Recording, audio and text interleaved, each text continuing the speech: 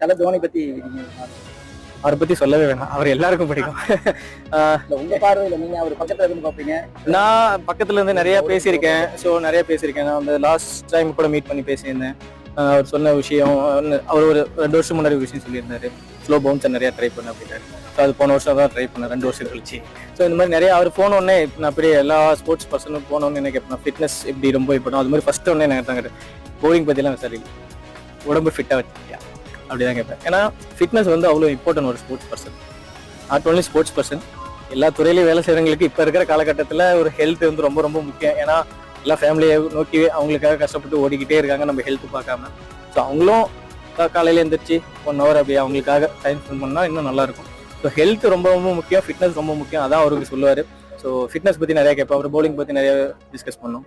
அப்புறம் நீங்களே பார்த்துருப்பீங்க பொண்ணு அவங்களும் விளையாடுற வீடியோலாம், அவள் எப்பவுமே சில பேரை பார்த்தா